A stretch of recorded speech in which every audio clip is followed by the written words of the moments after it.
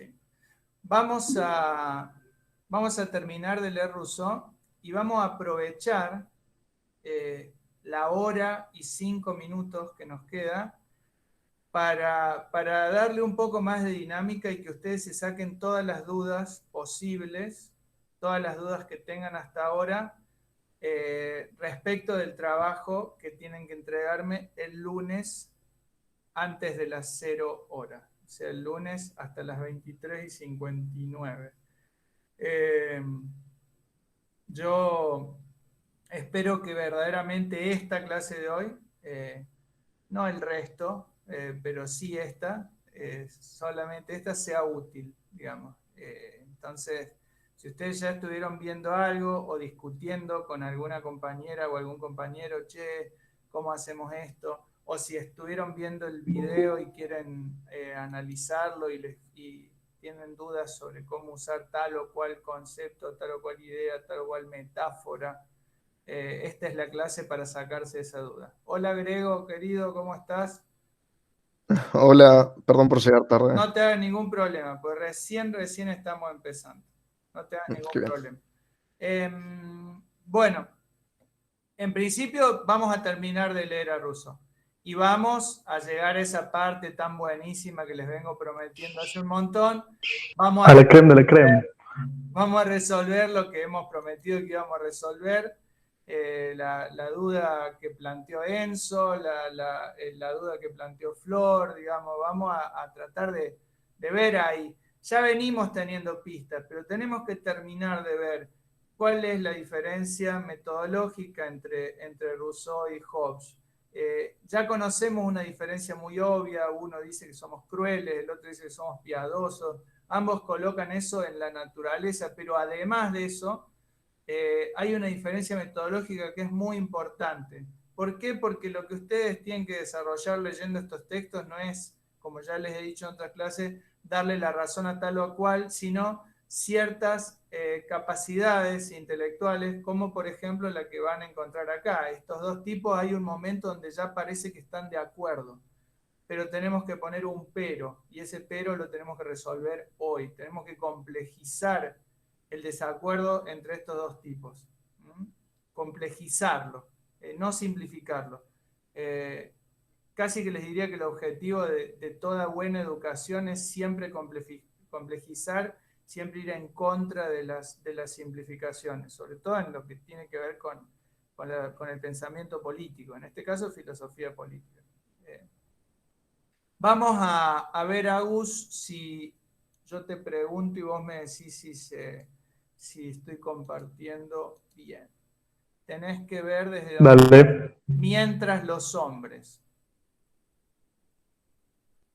¿Ves desde ahí? Báncame que doy vuelta a la pantalla del celu porque. Ahí va. Mientras los hombres, bien. Desde ahí. ¿Vamos? Vamos. Y estate atento, Dale. Mauri, que yo le voy a pedir 3 o 4 párrafos a Agustín y después 3 o 4 párrafos a vos. Bueno, dale.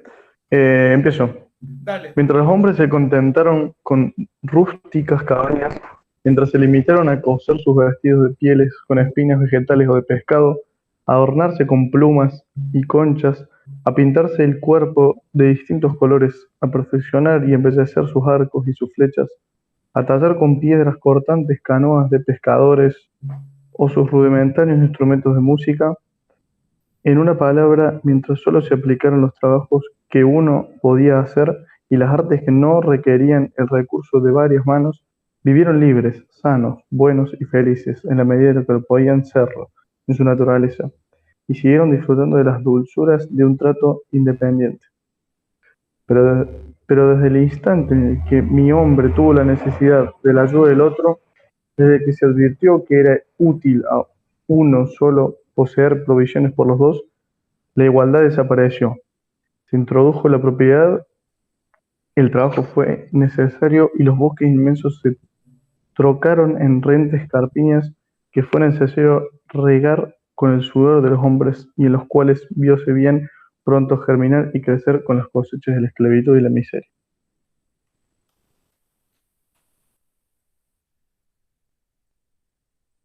¿Continúo? Eh, Agustín continúa a menos que alguien quiera señalar algo ahí o detenerse en algo de lo que aparece ahí. Aparece un detallito ahí que es interesante. Ya nosotros habíamos visto algo que acá se complejiza un poco más. Decinos, Agus. será lo de, como que viene diciendo que la vida era tranquila, era pasiva, que se gozaban de sus pequeñas cosas, hasta que necesitaron la ayuda del otro. ¿Eso dijo? O Sí. sea, el apoyo del otro. Y Ujú. después empezó como, sí, eso es lo que noté más o menos yo. Pero dice algo más Pero interesante. hay un detalle en relación con esto que dice Agustín. Porque la ayuda también existía cuando tenían que cazar un ciervo entre varios. Pero acá la ayuda aparece en relación con qué. Fíjense, es interesante que nos detengamos.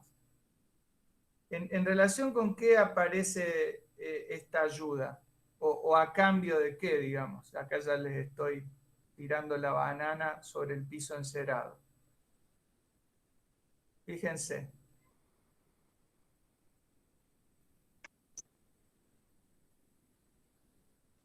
O sea, me hace ruido la parte que dice desde que se advirtió que era útil a uno solo poseer provisiones por dos.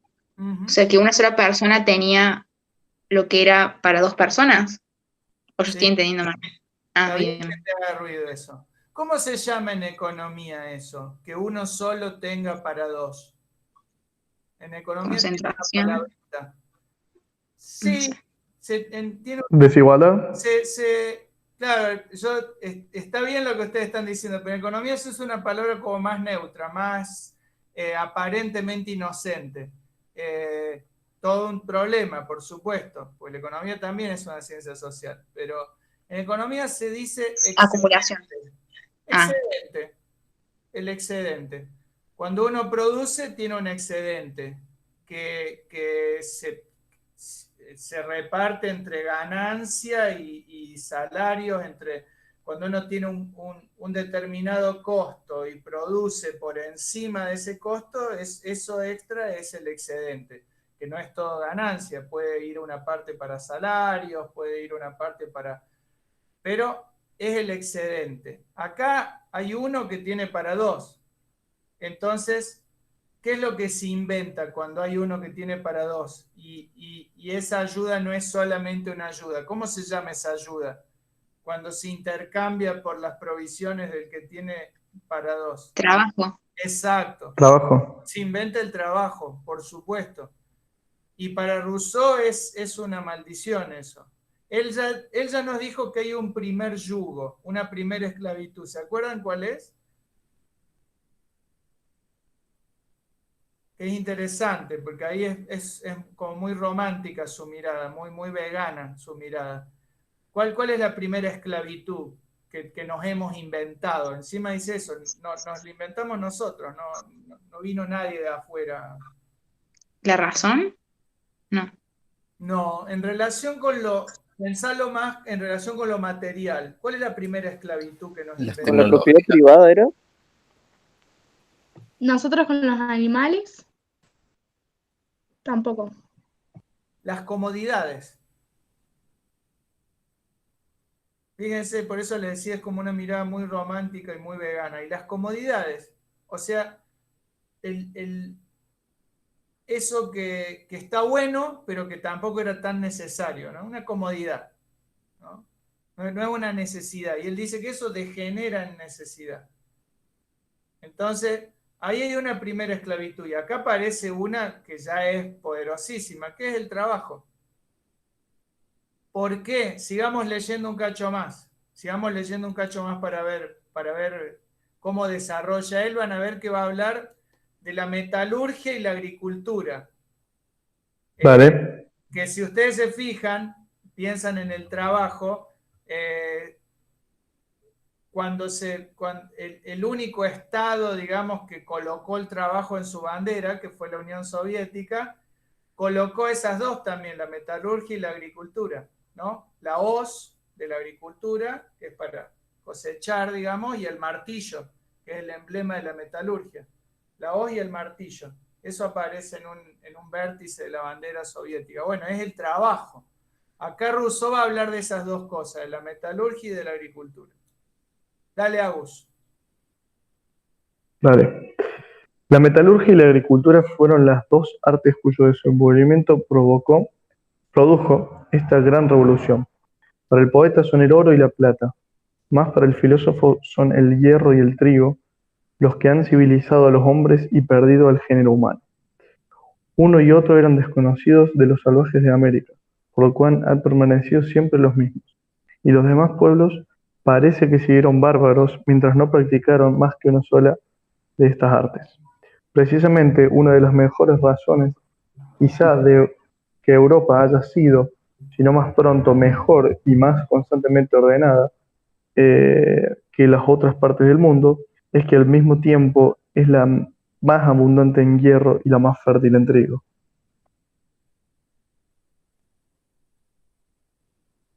¿Sigo? Sí, yo digo que sí. Dale. Es difícil conjeturar de qué modo han llegado los hombres a conocer y a emplear el hierro, pues no es de creer que hayan imaginado por sí mismos extraer la materia de la mina y darle las preparaciones necesarias para su función antes de saber de lo que resultaría. Por otra parte, no puede atribuirse este descubrimiento a un incendio casual, puesto que las minas se forman en lugares áridos y desprovistos de árboles y plantas, de suerte que parece que la naturaleza ha tomado sus precauciones para ocultarnos el fatal secreto. Solo queda la extraordinaria circunstancia de que un volcán vomitando materias metálicas en fusión haya sugerido a los espectadores la idea de imitar esta operación de la naturaleza. Pero es necesario suponer mucho valor y previsión para emprender un trabajo tan penoso y calcular desde mucho antes las ventajas que podían obtenerse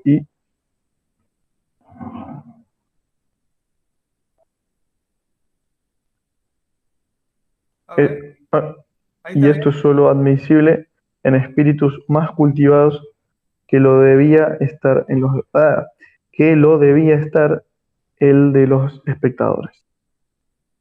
Y el último párrafo que te pido, Agus. El último. Dale, bájame así ya quedamos Perdón. así mejor. Eso es. En cuanto a la agricultura, el principio fue conocido mucho antes de que se estableciera la práctica, pues no es probable que los hombres, siempre ocupados en sacar de los árboles y las plantas su subsistencia, hayan tardado mucho tiempo en advertir los caminos que sigue la naturaleza para la generación de los vegetales.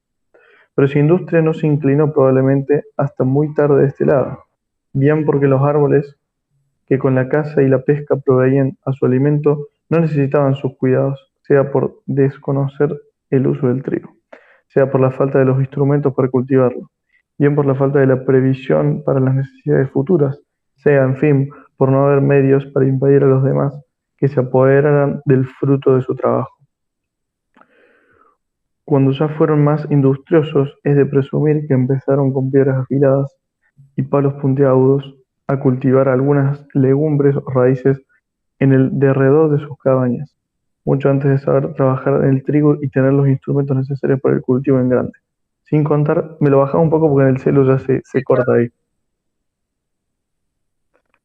Sin contar. Sin contar que para entregarse a esta labor y sembrar las tierras es preciso decidirse a perder alguna cosa primero para obtener mucho después.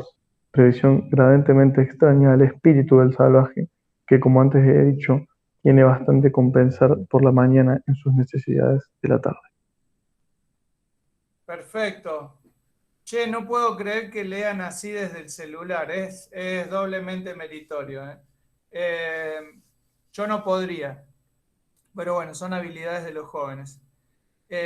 Fíjense el tono, ¿no? ¿Vieron? Perdonen que me mueva un coche más arriba. ¿Vieron lo que es acá? Cuando yo les digo el romanticismo, ¿vieron lo que es esto, por ejemplo?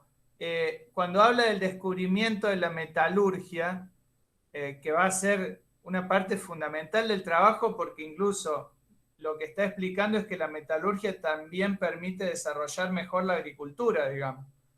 Porque las máquinas, o sea, la hoz con la que vos cosechás es una hoja de metal, digamos, está trabajada. Es una hoja curva que está trabajada a través de la metalurgia, como las espadas, digamos.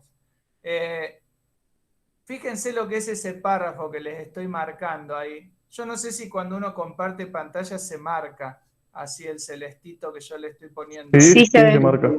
Fíjense el tono, es ese tono que les decía recién, ¿no? Que dice, no puede atribuirse este descubrimiento a un incendio casual, puesto que las minas se forman en lugares áridos y desprovistos de árboles y plantas, o sea, lugares a donde no van a ir los seres humanos por su propio motivo, porque los seres humanos, ya se sabe, los egipcios, los mesopotámicos, buscan los ríos para desarrollar sus civilizaciones, ¿no es cierto? Buscan los ríos, buscan los lugares donde hay sombrita. Entonces dice, de suerte que parece que la naturaleza ha tomado sus precauciones para ocultarnos el fatal secreto. Fíjense la película que se está haciendo este tipo en la cabeza, ¿no? Como que la naturaleza quiso ocultarnos a nosotros la posibilidad de descubrir la fundición de metales. ¿Se entiende? Es fuertísimo, es como el tipo dice, todo el planeta conspiró para que estos animales inteligentes no encontraran el secreto de la fundición de metales. O sea, las minas de metales están en lugares áridos, que es donde no van a ir estos tipos, pero de repente en algún lugar de Japón o de la India, pum, en un lugar con vegetación, un volcán entra en erupción y escupe metales que se funden con la lava y ahí, pum, sonamos, los tipos descubrieron, ¿no? Está haciéndose una película que uno dice, mira lo que es la imaginación de este tipo, pero está pensando verdaderamente que casi como una naturaleza personificada, que estuvo ahí intentando escondernos a nosotros el secreto para desarrollar el trabajo y para corrompernos, digamos, ¿no? Solamente quería que se fijen eso.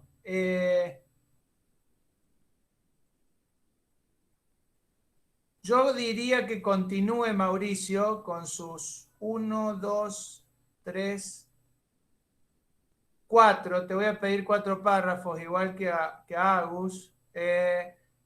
A menos que alguien tenga una duda. Si nadie tiene una duda, para que podamos luego, en todo caso, plantearlas todas juntas, yo le diría a Mauri que ya comience desde acá. ¿Les parece?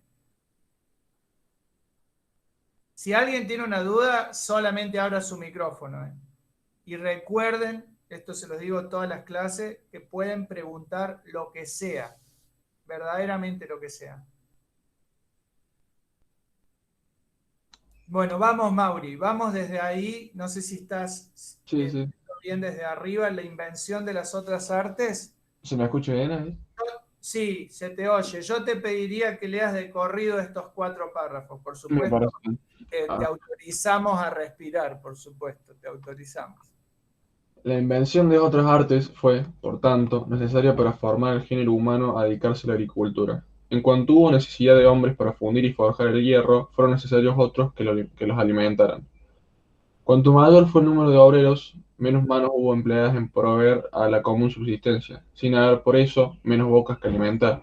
Y como unos necesitaron alimentos en cambio de su hierro, los otros descubrieron en fin el secreto de emplear el hierro para multiplicar los alimentos. De aquí nacieron por una parte el cultivo y la agricultura, por otra parte el arte de trabajar los metales y multiplicar sus usos. Del cultivo de las tierras resultó necesariamente su reparto, y de la propiedad una vez reconocida. Las primeras reglas de justicia, porque para dar a cada cual lo suyo es necesario que cada uno pueda tener alguna cosa. Por otro lado, los hombres ya habían empezado a pensar en el porvenir, y como todos tenían algo que perder, no había ninguno que no tuviera que temer para sí la represalia de los daños que podía causar a otro. Para sí la represalia de los daños que podía causar a otro, perdón. Este origen es tanto más natural cuanto que es imposible concebir la idea de la propiedad naciente de otro modo que por la mano de obra, pues no se comprende que para apropiarse las cosas no ha hecho... Uy, se me mezcló todo, perdón. No, va bien. Un qué nomás te faltó, pero Sí, va sí. bien. Pues no se Pues comprende. no se comprende que para apropiarse las cosas que no ha hecho, pudiera el hombre poner más que su trabajo. Es el trabajo únicamente el que dando derecho al cultivador sobre el producto de la tierra que ha trabajado, le da consiguientemente ese mismo derecho sobre el suelo, por lo menos hasta la cosecha y así de año en año. Lo que, constituyendo una posesión continua, se transforma fácilmente en propiedad. Cuando los antiguos, dice Grocio o Grocio, Grocio, está bien así. Sí. dieron a Ceres el epíteto de legisladora y a una fiesta que se celebraba en su honor el nombre de Temosforia, dieron a entender que el reparto de las tierras había producido una nueva especie de derecho, es decir, el derecho de propiedad, diferente del que resulta de la ley natural. En esta situación, las cosas hubieran podido permanecer iguales si las aptitudes hubieran sido iguales. Y si, por ejemplo, el empleo del hierro y el consumo de los productos alimenticios hubiera guardado un equilibrio exacto. Pero la proporción, que nada mantenía, bien pronto quedó rota. El más fuerte hacía más obra, el más hábil sacaba mejor partido de lo suyo, el más ingenioso hallaba los medios de abreviar su trabajo, el labrador necesitaba más hierro o el herrero más trigo. Y trabajando todos igualmente, unos ganaban más mientras otros apenas podían vivir. De este modo, la desigualdad natural ¿dónde estaba? Perdón que yo te moví, che. Perdón que No, te acá. mueva cada La rato. Sí. desigualdad natural se desenvuelve insensiblemente con la de combinación y a las diferencias entre los hombres desarrolladas por las que originan las circunstancias. Hácense más sensibles, más permanentes en sus efectos y empiezan a influir en la misma proporción sobre la suerte de los particulares. En este punto, las cosas, fáciles de imaginar el resto, no me detendré a describirle, no sé si lo leí bien, no importa. Sí, sí. No me detendré a describir la invención sucesiva de las otras artes, el progreso de las lenguas, la prueba y el empleo de las aptitudes, la desigualdad de las formas, el uso y el abuso de las riquezas, ni todos los detalles que siguen estos, y que cada uno puede fácilmente suponer. Me limitaré solamente a echar una ojeada sobre el género humano colocado en ese orden de cosas. Bueno, Eh, que acá ya, ¿qué fue lo que apareció ya acá en esto que leyó Mauri? Y apareció en el estado de naturaleza según Rousseau. Apareció en el estado de naturaleza según Rousseau ya una forma de propiedad, ¿no? Y acá es donde uno de vuelta dice, che, pero entonces, ¿cuál es la diferencia de este tipo con los que él estaba criticando? Con John Locke, por ejemplo, que era el que decía que había propiedad privada en la naturaleza humana. Vamos a avanzar un cacho más. Les agradezco mucho a los dos señores que leyeron recién y pido, a ver, una, dos,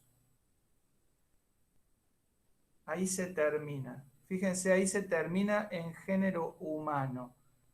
Está en la 39 se termina. Qué poquito que falta.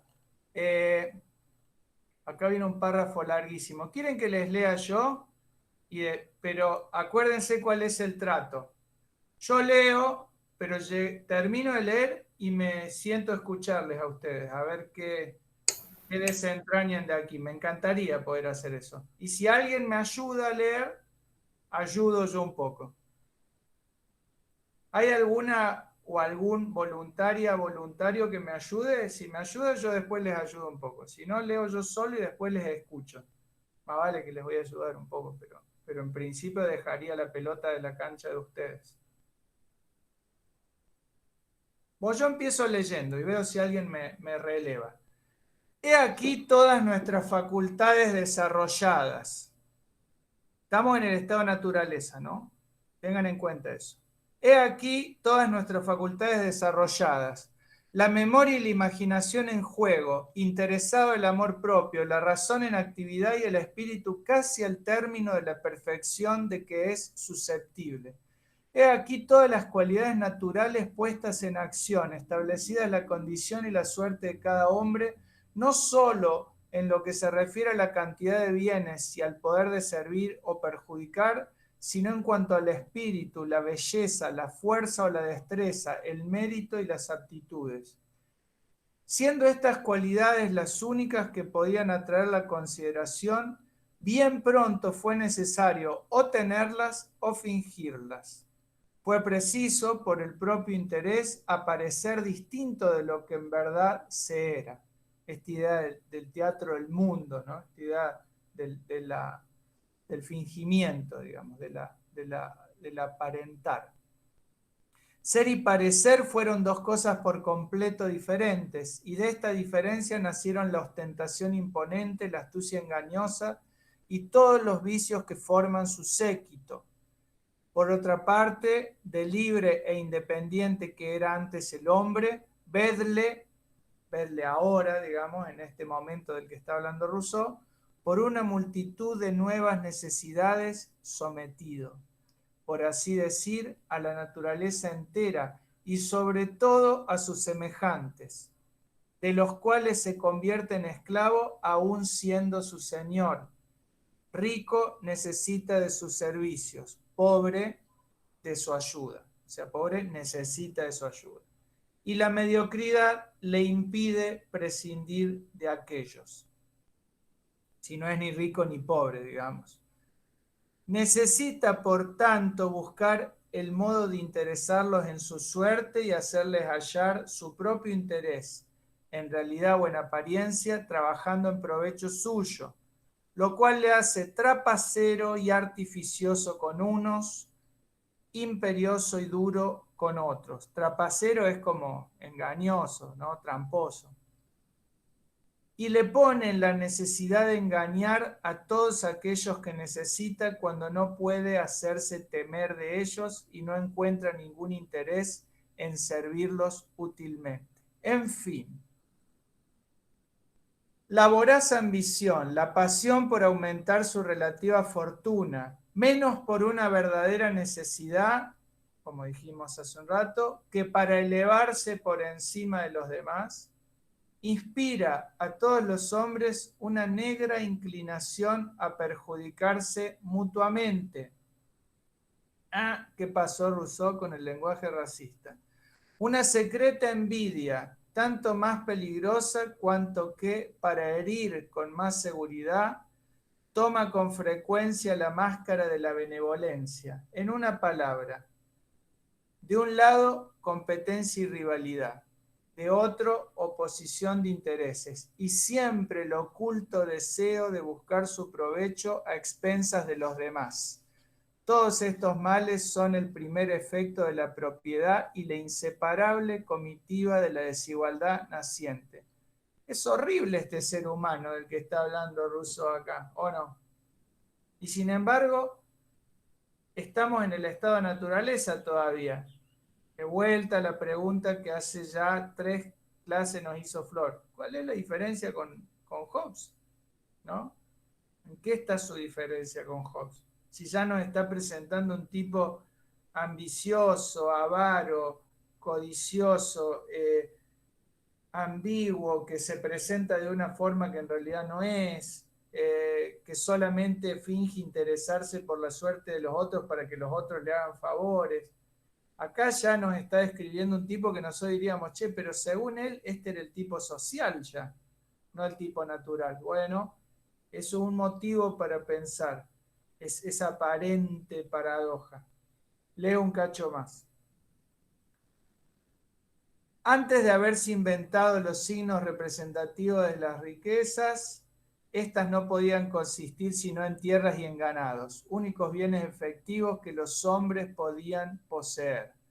Ahora bien, cuando las herencias, piensen, crecieron en número y en extensión hasta el punto de cubrir el suelo entero y de tocarse unas con otras, ya no pudieron extenderse más sitio a expensas de las otras. Y los que no poseían ninguna, porque la debilidad o la indolencia les había impedido adquirirlas a tiempo, se vieron obligados a recibir o a arrebatar de manos de los ricos su subsistencia. Se empezó a complicar el panorama, fíjense. De aquí empezaron a nacer, según el carácter de cada uno, la dominación y la servidumbre, o la violencia y las rapiñas. Las rapiñas son los robos, ¿no? Los ricos, por su parte, apenas conocieron el placer de dominar, rápidamente desdeñaron los demás placeres, ¿no? Y sirviéndose de sus antiguos esclavos, fíjense esto, para someter a otros hombres a la servidumbre, no pensaron más que en subyugar y esclavizar a sus vecinos, semejantes a esos lobos hambrientos que, habiendo gustado una vez la carne humana, rechazan todo otro alimento y solo quieren devorar hombres. De este modo, haciendo los más poderosos de sus fuerzas o los más miserables de sus necesidades, una especie de derecho al bien ajeno, equivalente según ellos al de propiedad, la igualdad deshecha fue seguida del más espantoso desorden. De este modo, las usurpaciones de los ricos, las depredaciones de los pobres, las pasiones desenfrenadas de todos, ahogando la piedad natural y la voz todavía débil de la justicia, hicieron a los hombres avaros, ambiciosos y malvados. Entre el derecho del más fuerte y del primer ocupante alzábase un perpetuo conflicto, que no se terminaba sino por combates y crímenes. La naciente sociedad cedió la plaza al más horrible estado de guerra. Apareció la guerra de Hobbes acá, ¿vieron? El género humano envilecido y desolado, no pudiendo volver sobre sus pasos, ni renunciar a las desgraciadas adquisiciones que había hecho, y no trabajando sino en su vilipendio, en su ruina sería, por el abuso de las facultades que le honran, la razón, la especulación, el cálculo, se puso a sí mismo en vísperas de su ruina. Bueno, perdón que les usé ahí un sinónimo para que ya venía después. Atónito frente a este nuevo mal, de cualquier modo miserable, ahora quisiera huir, y lo que antes quería, ahora lo odia. Eso dice la cita de Ovidio del libro Las Metamorfosis, que me regalaron, dicho sea de paso, mis hijas para el Día del Padre, uno de los libros más maravillosos del género humano. Atónito frente a este nuevo mal, de cualquier modo miserable, ahora quisiera huir, y lo que antes quería, ahora lo odia, digamos, ¿no? No es posible que los hombres no se hayan detenido a reflexionar al cabo sobre una situación tan miserable y sobre las calamidades que los agobiaban. Sobre todo, los ricos debieron comprender cuán desventajoso era para ellos una guerra perpetua, con cuyas consecuencias solo ellos cargaban. ¿Por qué solo ellos cargaban? Porque dice, el riesgo de vida era común, o sea, la vida la podía perder cualquiera, pero el de los bienes particular, o sea, las cosas solo perdían ellos, digamos. La vida la podía perder cualquiera, pero ellos además estaban perdiendo territorios, recursos, ¿no? Por otra parte, cualquiera que fuera el pretexto,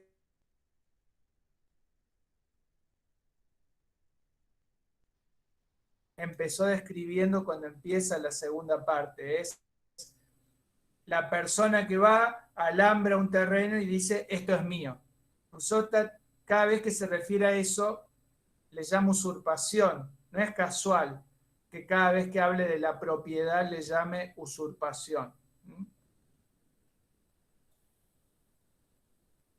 Cualquiera fuera el pretexto que pudiesen dar los ricos a sus usurpaciones, demasiado sabían que solo descansaban estas sobre un derecho precario y abusivo, y que, adquiridas por la fuerza, simplemente habían ido y las habían tomado, la fuerza también podía arrebatárselas sin que tuvieran derecho a quejarse.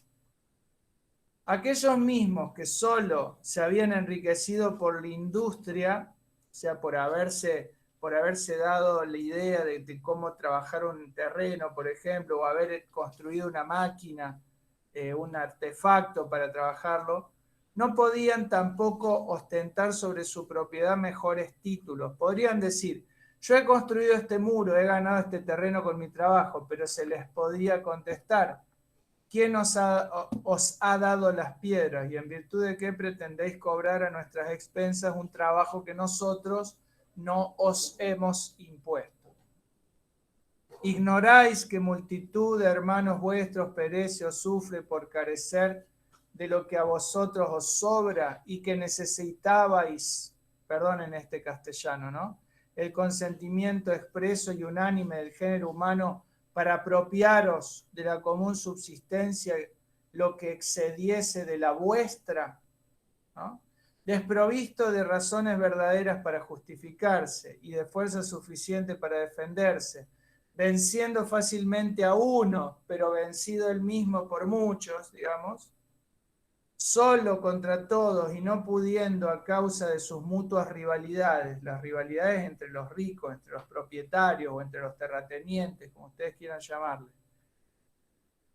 no pudiendo por esas rivalidades unirse a sus iguales contra los enemigos que sí estaban unidos por el ansia común del pillaje, o sea, del saqueo, el rico, apremiado por la necesidad, presten atención a esto, lo que dice acá Rousseau, concibió al fin el proyecto más premeditado que haya nacido jamás en el espíritu humano. Emplear en su provecho las mismas fuerzas de quienes le atacaban, ¿no? Como en el jiu-jitsu, que usás la fuerza del otro para defenderte, ¿no? Hacer de sus enemigos sus defensores, inspirarles otras máximas y darles otras instituciones que fueran para él tan favorables como adverso érale el derecho natural. Según Rousseau, este es el proyecto más premeditado que concibió alguna vez el espíritu humano, o podría él decir el más inteligente con cierta amarga ironía, porque fíjense lo que está diciendo, convertir a los que lo atacan en los que lo defienden, hacer de sus enemigos naturales sus defensores. Si ustedes tuvieran que pensarlo como una institución, ¿qué institución sería esa en la que los posibles o los potenciales enemigos del rico se terminan convirtiendo en sus defensores?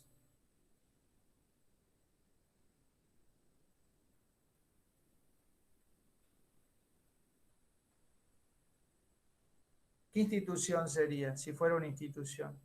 ¿Cuál sería el enemigo fuera ahí de los ricos? Los pobres. ¿Sería el trabajo, puede ser entonces? Puede ser, pero si lo pensás como una institución, Lisandro, una institución en donde los que naturalmente, porque pertenecen al enorme ejército de los pobres, naturalmente serían los enemigos de los ricos, se terminan convirtiendo en sus defensores. No dicen sus trabajadores, dicen sus defensores. Y acá, ten en cuenta, Lisandro, tengan en cuenta todas y todos, por supuesto, estamos hablando ya de una situación de extrema violencia, la que nos está presentando acá Rousseau. Pues nos está presentando la situación en donde ya hay usurpaciones y rapiñas, digamos, del lado de los ricos él dice usurpaciones, o sea, alambran terreno y dicen esto es mío. Y del lado de los pobres, robos, van y se le meten, le sacan una oveja o le sacan... Entonces, ahí ya hay una tensión, ya hay una violencia. ¿Qué es lo que aparece ahí? Ahí él dice, bueno, el rico, que en ese toma y daca tenía más que perder, porque no tenía que perder solamente su propia vida, sino además sus posesiones, concibió el proyecto más premeditado, en otra traducción que yo tengo dice el proyecto más reflexivo, pero lo dice por eso les digo, con amarga ironía, porque para él es una tragedia lo que pasa acá. Pero ¿en qué consiste para Rousseau esa tragedia? ¿Qué hace el rico con esos pobres que estarían destinados a atacarlo para robarle, digamos? ¿En qué los convierte a esos potenciales ladrones de su propiedad? En sus súbditos. Trabajadores, claro. Por eso les repito, la palabra que usa Rousseau es la fuerza de ellos la usa para defenderse. La fuerza con que los otros le atacarían la usa para defenderse. Defenderse, dice, no dice trabajar solamente. Por eso les digo, si ustedes tuvieran que pensar una institución... Los ejércitos. Los ejércitos, Sí. o bien, si uno piensa en un Estado, ¿Cuál es la Una definición? monarquía. ¿Cuál es la Una definición? monarquía. No hace falta que sea una monarquía. La policía, la guardia. Policía. ¿Dónde viven los policías? ¿Viven en el mismo barrio que los ricos? ¿Viven en palacios los policías? ¿O viven en la misma cuadra que los tipos que van a intentar ir a robarle al rico? Viven en la misma cuadra, son vecinos. No. El policía vive en el mismo barrio que el ladrón. ¿Nunca se pusieron a pensar eso ustedes? Que nosotros hemos inventado un mundo donde el policía vive al lado del ladrón, pero ninguno de los dos vive al lado del rico, digamos, ¿no? El ladrón no vive al lado del rico, el policía tampoco. Sí viven uno al lado del otro y están destinados a ejercer violencia uno sobre el otro, ¿no? Eso es lo que nos está mostrando Rousseau acá. ¿Qué es lo que nos está mostrando? Nos está mostrando que eso no es la fuerza del destino o el designio de los dioses. Nos está mostrando que hubo una decisión humana ahí, ¿no? Eso es una de las cosas interesantes que nos muestra el modo en que Rousseau presenta el estado de naturaleza, que es lo que quiero que hoy vean como diferente el de Hobbes. Él nos está mostrando que acá hay algo que se torció en un sentido en vez de ir en el otro, ¿no? Se tomó una decisión, se eligió un camino. No son los dioses, no es la naturaleza de las cosas, ¿no? Eso es interesante. Les leo hasta el final, y ahí ya quiero que lo veamos, porque Rousseau acá va a hacer algo muy increíble, que es presentarnos con un recurso de la literatura que se llama discurso libre indirecto, nos va a presentar cómo se imagina él que fue el discurso que le dijeron los ricos a los pobres para convencerlos de establecer una sociedad, ¿no? ¿Cuáles fueron las palabras? Él trata de imaginarse cuáles podrían haber sido las palabras que le dijeron para convencerlos de esto, para convencerlos de que en vez de atacarlo para ir a robarle, lo defiendan, digamos, ¿no? Lo defiendan de otros que eran probablemente sus propios primos, sus propios hermanos, digamos. Fíjense. Y esto es lo último que leo, porque ya quedan estos 3 párrafos y se termina y no leemos más Rousseau. Así que presten mucha atención. Si estaban cansados, si estaban en la cola del súper, o si están en la cola del súper, aléjense a una góndola silenciosa, probablemente la góndola de las galletitas, que ahora la gente está tratando de no comer tanto porque hay menos posibilidad de hacer ejercicio. Vayan a la góndola de las galletitas y escuchen bien esta parte. Y si la pueden leer, si la pueden seguir con la mirada, mejor. Con este fin, después de exponer a sus vecinos el horror de una situación que los armaba todos contra todos, que hacía tan onerosas sus propiedades como sus necesidades, y en la cual nadie podía hallar seguridad ni en la pobreza ni en la riqueza, inventó fácilmente, según Rousseau, el rico, especiosas, sería como engañosas, razones para conducirlos al fin que se proponía. Y acá está, entre comillas, las palabras que Rousseau se imagina que el rico le dijo a toda esa inmensa multitud de pobres para convencerle. Unámonos, les dijo, para proteger a los débiles contra la opresión, contener a los ambiciosos y asegurar a cada uno, presten atención, la posesión de lo que le pertenece. Hagamos reglamentos de justicia y de paz que todos estén obligados a observar, que no hagan excepción de nadie y que reparen en cierto modo los caprichos de la fortuna, sometiendo igualmente al poderoso y al débil a deberes recíprocos. En una palabra, en lugar de volver nuestras fuerzas contra nosotros mismos, concentrémoslas en un poder supremo que nos gobierna con sabias leyes, que proteja y defienda a todos los miembros de la asociación, rechace a los enemigos comunes y nos mantenga en eterna concordia. Divino, ¿no? Sin embargo, Rousseau nos está mostrando que esas divinas palabras fueron la causa de nuestra perdición. Eso es lo interesante de este tipo. Yo quiero que ustedes traten de percibir por qué, digamos, pero Rousseau nos está diciendo, acá se pudrió todo. O sea, se pudrió todo con la comodidad, se pudrió todo con el trabajo, con las primeras formas de propiedad, pero acá, cuando alguien les hizo creer a la inmensa mayoría de seres humanos, le hizo creer estas bonitas palabras, ahí se pudrió todo. Ahí perdimos. Ahí Rousseau dice, ahí se produce el descalabro. Yo quiero que ustedes me digan por qué.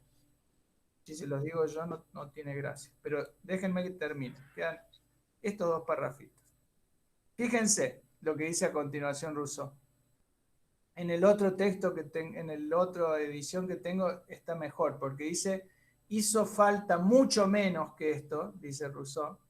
Acá dice, mucho menos que la equivalencia a este discurso fue preciso para decidir a hombres toscos, ¿no? Ignorantes, fáciles de seducir, que por otra parte tenían demasiadas cuestiones entre ellos para poder prescindir de árbitros. O sea, tenían ya demasiados líos como para poder decir no, gracias. ¿No? Necesitaban árbitros, necesitaban alguien que ordene. Eso está fuera de duda para Rousseau. Y demasiada avaricia y ambición para poderse pasar sin amos. Rousseau está diciendo, hizo falta mucho menos que estas palabras para convencer a tipos que necesitaban un gobierno. Eso ya estaba claro acá, que hacía falta un gobierno, hacía falta. Rousseau no pone en cuestión eso.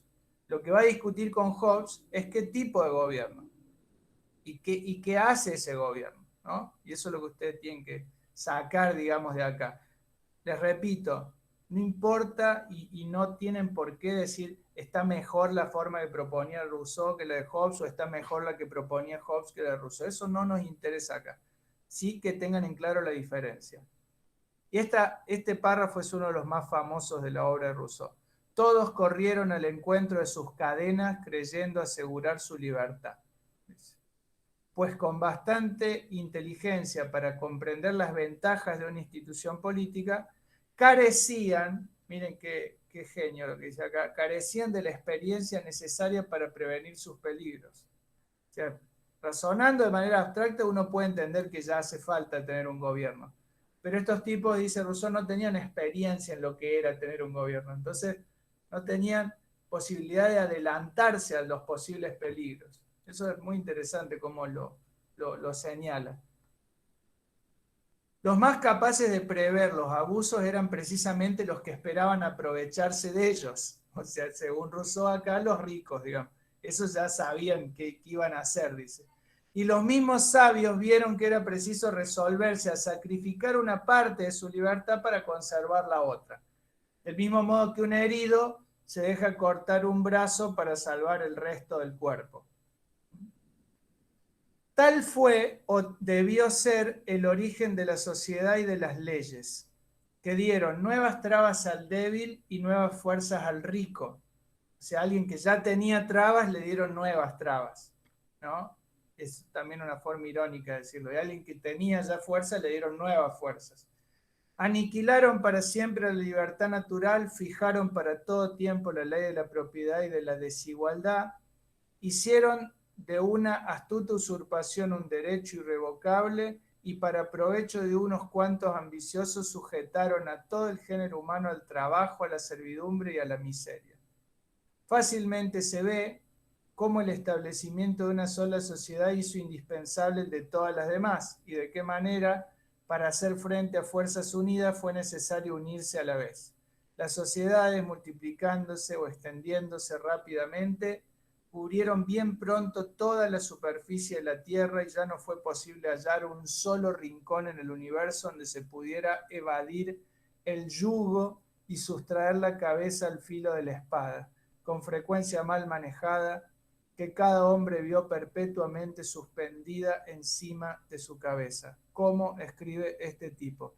Habiéndose convertido así el derecho civil en la regla común de todos los ciudadanos, la ley natural no se conservó sino entre las diversas sociedades, donde bajo el nombre de derecho de gentes fue moderada por algunas convenciones tácitas para hacer posible el comercio y suplir a la conmiseración natural, la cual, ¿no?, la piedad natural, perdiendo de sociedad en sociedad casi toda la fuerza que tenía de hombre a hombre, no reside ya sino en algunas grandes almas cosmopolitas que franquean las barreras imaginarias que separan a los pueblos, y a ejemplo del ser soberano que las ha creado, abrazan en su benevolencia a todo el género humano. Terminamos de leer Rousseau. Y nos quedan 15 minutos. ¿Para qué? Para que ustedes me digan o qué entendieron o qué no entendieron. Pero que lo que sea que discutamos en estos 15 minutos, dos cosas. Por un lado, les sea muy útil a ustedes para aquella de las tareas que elijan, de las dos posibilidades que tienen, la individual o la grupal. Y por otro lado, que también tengan en claro que lo que no se aclare en estos 15 minutos, una vez terminado estos 15 minutos, yo quedo a entera disposición de cada una y cada uno de ustedes para que me consulten por correo a la hora que se les ocurra lo que se les ocurra. ¿Está claro eso? Hasta el lunes, hasta el minuto que tengan que entregar la tarea, desde que termine esta clase hasta ese minuto, sepan eso. Enteramente a la disposición de la consulta que ustedes me hagan. Por supuesto, voy a tratar de contestar de una manera que sea, que les ayude, digamos. Pero bueno, ahora veamos lo que nos acaba de mostrar este tipo. Vuelvo con la pregunta. Vamos con nuestras dos preguntas. Orientémonos por eso, porque son dos preguntas de dos compañeros. La de Enzo. ¿Qué significa? Ahora que ya leímos todo. ¿Qué sentido le podemos dar a esa frase que le llamó la atención a Enzo apenas empezamos a leer a Rousseau? Que era la idea de que el derecho sucede a la violencia. Casi como cuando uno piensa en los monarcas, que un monarca sucede a otro, o en los presidentes, que un presidente sucede a otro. ¿Qué significa? Ahora que ya leímos a Rousseau, que el derecho sucede a la violencia. Y la otra pregunta, que la tomé de la observación que hacía Flor, se parecen mucho en un punto. Acá en este punto que vimos, termina Rousseau hablando de una guerra de todos contra todos. Y ahí aparece esta frase que él se imagina que los ricos le dijeron a los pobres. Pero si se parecen tanto, ¿cuál es la diferencia entre el modo de presentar el estado de naturaleza de uno y el otro? ¿Cuál es la diferencia metodológica? Esas son nuestras dos cosas. Les escucho. O sea, lo que yo entendí, como haciendo un resumen, es que, bueno, surge la desigualdad, surge el trabajo y surge la propiedad. Y a partir de esa desigualdad se arma quilombo, claramente, Perfecto. y llega a un punto en el que la violencia es tanta que es insostenible tanto para los pobres como para los ricos. Entonces los ricos, como que les dicen a los pobres, haciendo esto de como, utilizando el recurso de la igualdad inclusive, habiendo ya desigualdad, una desigualdad original, como decir, vamos a ser iguales entre todos, y como quedando en el puesto de ser los buenos. Entonces en eso que establecen de igualdad, lo único que hace es perpetuar la desigualdad que ya existía antes. Solamente, es como que vuelven a la situación inicial que causó toda la violencia, haciéndola parecer que es mejor a la situación que están viviendo en ese momento. Solamente que ahora hay reglas y leyes que lo avalan, básicamente. Entonces, de esa violencia surge el derecho, porque había tanta violencia que ahí es cuando surge la ley, etcétera, y el derecho a la propiedad. No sé si se entendió o dije cualquier cosa. No sé qué opinan tus compañeras y compañeros. Me hizo alto resumen, la verdad. ¿Cómo? Me viene re bien. Que me hizo alto resumen, la verdad, me viene perfecto. ¿Qué dice el resto? ¿Qué se puede agregar o complementar o decir esto mismo de otro modo? Es muy interesante esto, que como ejercicio, una cosa que hacía mucho un pensador que tal vez uno de los mejores en escritura en el siglo XX, Michel Foucault, el ejercicio de decir lo mismo de muchas maneras distintas. Ese es un excelente ejercicio, porque de esa manera uno se despega de las palabras, se despega del significante, y lo que abraza es el significado, ¿se entiende? Entonces ahí, eso es lo que llamamos parafrasear, o eso es lo que ustedes siempre dicen, che, profe, ¿lo digo con mis palabras? Sí. Y lo ideal es que cuando llegues a sexto año tus palabras sean 1.000.000, tus palabras sean las del autor y muchas más, digamos, o sea, que no sean menos, ¿no? Porque muchas veces tenemos el problema de que cuando alguien nos dice, che, lo digo con mis palabras, voy a decir, pero para vos, ¿cuáles son tus palabras? ¿No? Porque las palabras académicas, las palabras científicas tienen que ser tus palabras, ¿no? Son tus palabras. El tema es despegarse del texto. Entonces, esto que acaba de decir Cande, que ya es una forma, a mi entender, ya es una forma de despegarse de la literalidad de Rousseau y de hacer, como acaba de decir Lisandro, un muy buen resumen. Hagamos más.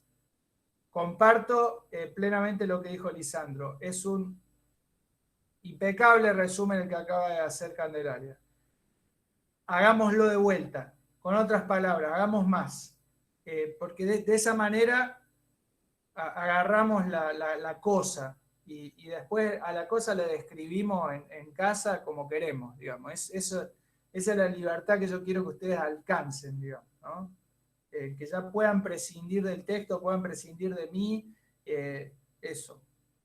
De Cande también, que puedan prescindir de Cande, que no va a ser que Cande les tenga que mandar esto así, chac, chac, chac, chac, chac, chac, como una carta certificada, porque desde ya les aviso que les voy a cortar la cabeza, ¿no? Así que busquemos. Todo esto que dije espero que haya contribuido a que se olviden de lo que dijo Cande para que lo podamos decir de nuevo. Fue a propósito. Yo creo Sí, dale, que... ¿Cómo? Dale, Mateo, dale. Dale.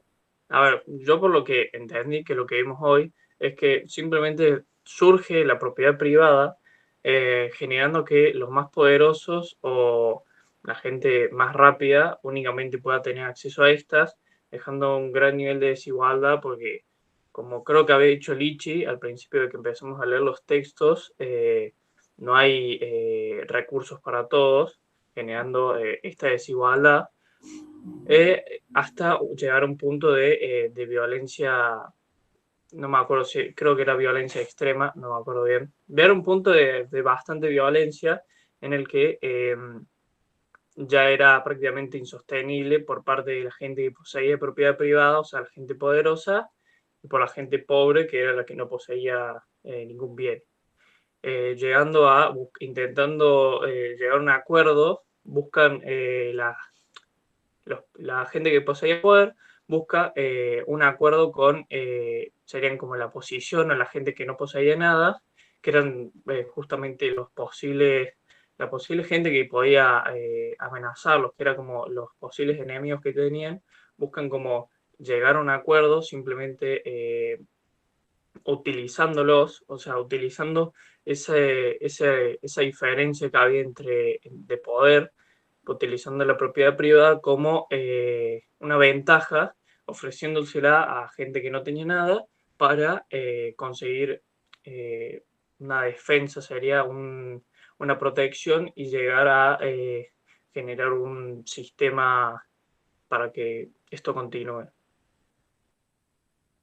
Está perfecto lo que decís, Mateo. Yo solamente te hago una pregunta sobre el penúltimo renglón de lo que vos estabas diciendo. Donde vos decís, utilizando esto que podían ser los que les amenazaban, ofreciéndoles una propiedad para que les defiendan. Ahí, según lo que dice Rousseau, les ofrecen a estos que quieren usar como defensores, ¿les ofrecen una propiedad? No, pero intentan llegar a un acuerdo. O sea, se aprovechan de que ellos poseen propiedades, simplemente que poseen poder o sea, no lo utilizan de forma que se lo dan, sino que lo utilizan como un recurso de que para representar que ellos tienen poder para llegar a un acuerdo, pero no lo utilizan así como dar propiedades a la otra gente. Fíjense, mirá, fíjense lo que dice acá. Yo quiero que presten atención a esto. Si nos concentramos en el discurso, en lo que Rousseau se imagina como el discurso que le podrían haber dicho en este imaginario estado. Acuérdense que Rousseau es un tipo que todo el tiempo está diciendo esto es lo que yo me imagino. No sé qué pasó. Le dice, asegurar a cada uno la posesión de lo que le pertenece. Asegurar a cada uno la posesión de lo que le pertenece. Es fuerte esa frase, digo, porque suena, es una frase que en el fondo, ¿qué nos está diciendo? Dice, asegurar a cada uno la posesión de lo que le pertenece. Ahí, yo no sé si ustedes han visto la serie Dark, pero como le dice el pibito al papá en un momento de la serie Dark, ahí la pregunta tal vez no es qué, sino cuándo, ¿no? Porque ahí uno dice, bueno, unámonos para asegurar a cada uno la posesión de lo que le pertenece. Si estuviera el pibito de Dark ahí le dice, perdón, lo que le pertenece ¿cuándo?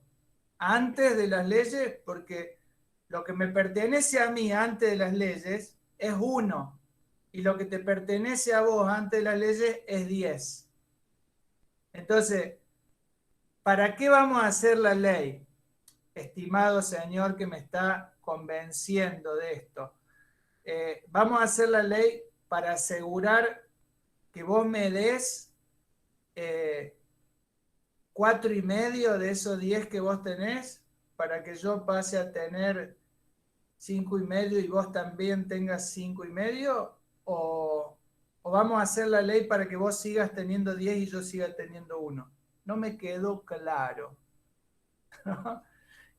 Ahí está, digamos, estaba bien lo que decía Lisandro, estaba bien lo que decía Mateo, estaba bien lo que decía Agustín. ¿En qué sentido? Que lo que le ofrece el rico a estos que lo van a defender no es propiedad, es salario. El salario es un equivalente material de la cantidad de tiempo humano de trabajo socialmente necesario para realizar una labor. Esa es la definición del salario, digamos. O sea, te voy a dar 3 alforjas de trigo en tiempos lejanos, o te voy a dar ahora 20.000 australes, digamos, en la década de los 80, o pesos argentinos, o dólares, lo que vos quieras, a cambio de tu fuerza de trabajo. No te voy a dar un campo, digamos. El campo es mío. Yo te doy algo de lo que produzco en ese campo. Eso es lo que aparecía recién en lo que nos dice Rousseau sobre el excedente. Entonces lo que se hace, para ponerle otra palabra, Kant recién decía, es perpetuar la desigualdad con una promesa de igualdad, si no recuerdo mal. ¿Qué otra palabra podemos usar? Digo, para que ustedes tengan más palabras a su disposición. Estabilizar la desigualdad. Para Rousseau, la ley es una forma de estabilizar la desigualdad. Antes del establecimiento de la ley, esa desigualdad es inestable, porque hay posibilidad, así como yo la tomé sin que hubiera un derecho que me hiciera firmar nada, yo la tomé, le puse un alambrado y empecé a trabajar ahí y me las arreglé para que eso, ahora yo le digo mío a eso.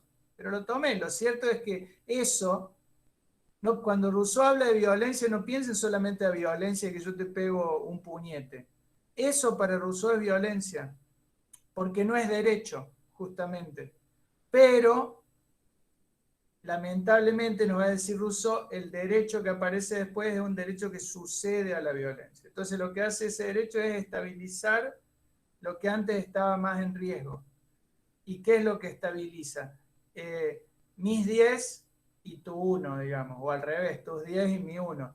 No, por eso le hice esa pregunta a Mateo recién, porque en este discurso que nos presenta Rousseau, el rico no le está prometiendo que le va a dar de su parte al otro, sino que dice, vamos a hacer leyes para que nos garanticen a cada uno lo que le pertenece. Lo que le pertenece, previo al establecimiento de la ley, ya es desigual. Entonces Rousseau lo que nos está diciendo es que la ley viene a estabilizar esa desigualdad, viene a consagrarla, también esa palabra usada recién Kant, viene a perpetuarla, viene a darle, una rúbrica.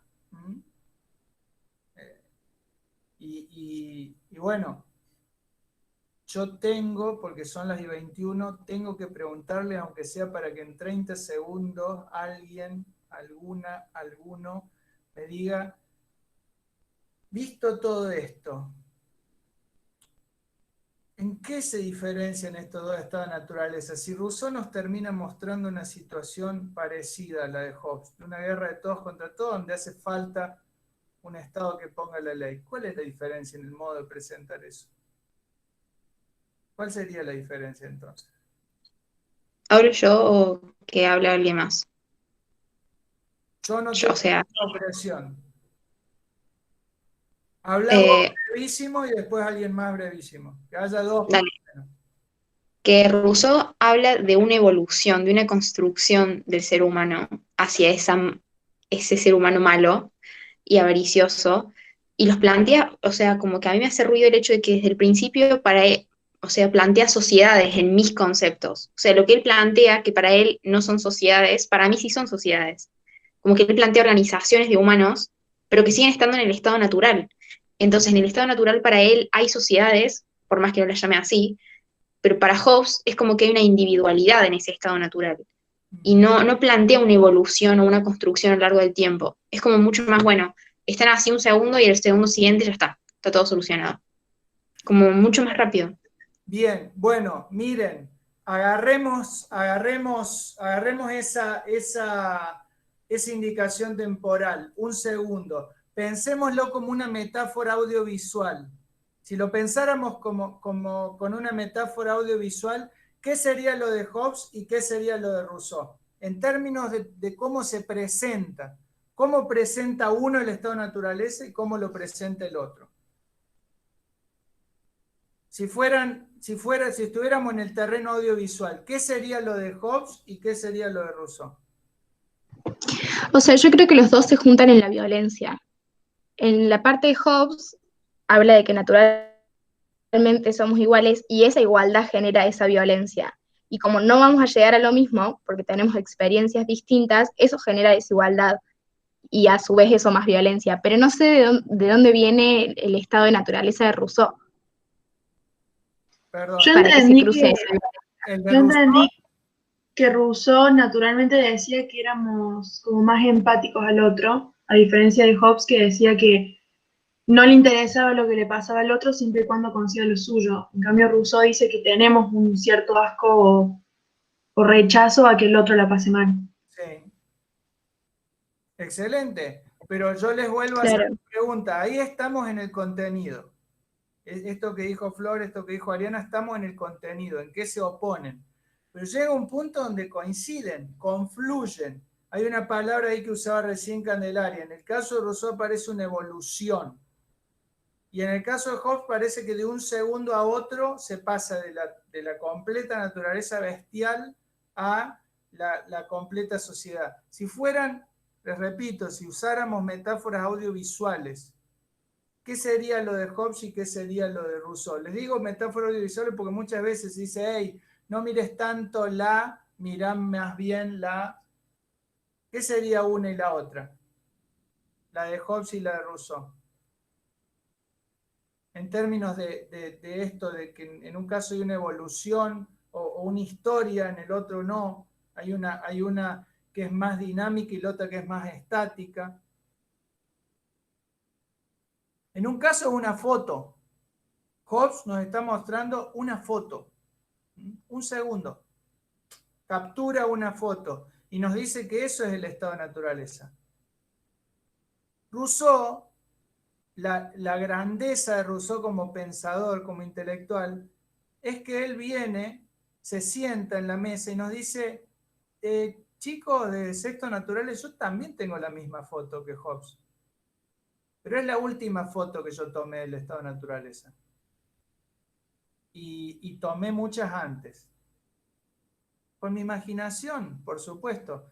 Pero ¿qué nos va a decir Rousseau? Nos va a decir, che, están mirando una foto cuando leen a Hobbes. Yo lo que voy a tratar es de mostrarles una película. ¿Cómo llegamos hasta acá? Que llegamos a ese punto, a un punto de salvajismo, de crueldad, aparentemente fue así. Aparentemente fue así. Entonces, el momento de la foto, sí, todos tenemos la misma foto, hacía falta un gobierno.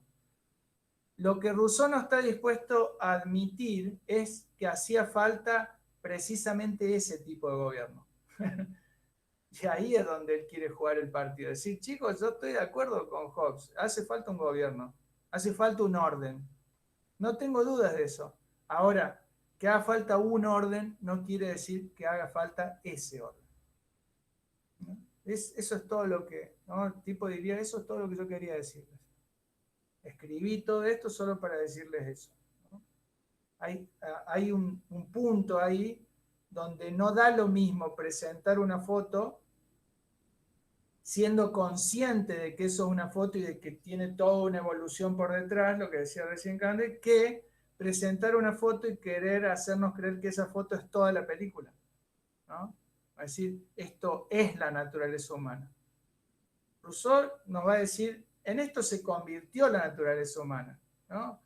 A partir de esto, ¿no? De que aparece ya la familia, los clanes, formas de reparto de tierras, de trabajo, ya aparece toda esa naturaleza, después se estabiliza, pero al comienzo de todo, esto que decía Ariana recién, al comienzo de todo, o lo que también veía Flor, al comienzo de todo hay una gran diferencia. Bueno, eso que para uno diría es el comienzo, sería un error intelectual comparar el comienzo de Rousseau con el final de Hobbes.